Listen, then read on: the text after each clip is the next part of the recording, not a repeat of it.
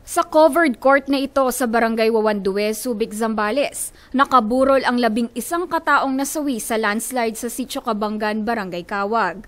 Si Aling Ofelia Ejercadas, mapalad na nakaligtas sa nasabing landslide, ngunit nasawi naman ang 3 sa kanyang 6 na anak.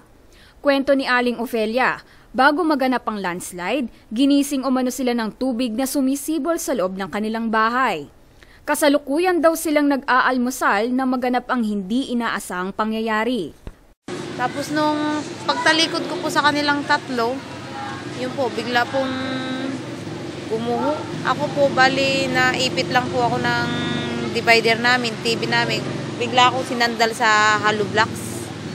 Naipit po kalahati ko dito. Tapos yung anak ko, iyak po ko ng iyak, hindi ko matanggap eh. Akala ko lahat ng anak ko nawala na sa akin. Kaagad naman umanong rumisponde ang kanyang asawa na nooy ginagawa ang kanal sa labas ng kanilang bahay. Nung pagkakita niya sa akin na umiiyak ako, hinukay niya ako bigla-bigla. Tapos pagkahukay sa akin, yung anak ko naman nasa paanan ko pala. Tinakbo niya po yun, naghihingalo pa. Ang laki-laki po ng tubig, hindi makadaan ng mga sasakyan. Nawalan din po ng malay. Namatay din siya.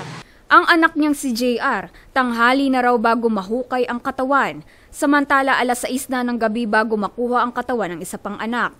Sa nangyaring trahedya, takot nang bumalik sa kanilang tahanan si Aling Ofelia. Ganito rin ang saloobin ni Aling Rosalie Itak, biktima at ina ng 2 batang nasawi rin sa pagguho.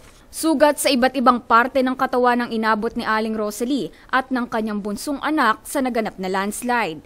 Hindi raw nila sukat akalain na mangyayari nga ito sa kanilang pamilya.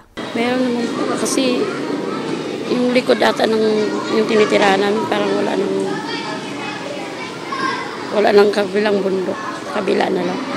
Siguro pag alam mo na yung ganun nga, sililikas ka na para hindi na maulit-ulit yun.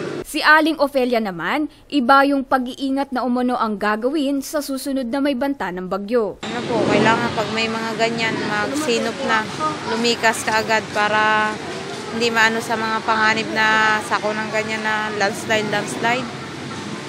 Kaya po pag-iingatan ko na yung 3 kong anak bago umabot sa ganun. Samantala, sagot ng pamahalang lokal ang burol at pagpapalibing sa lahat ng nasawi sa pagguho.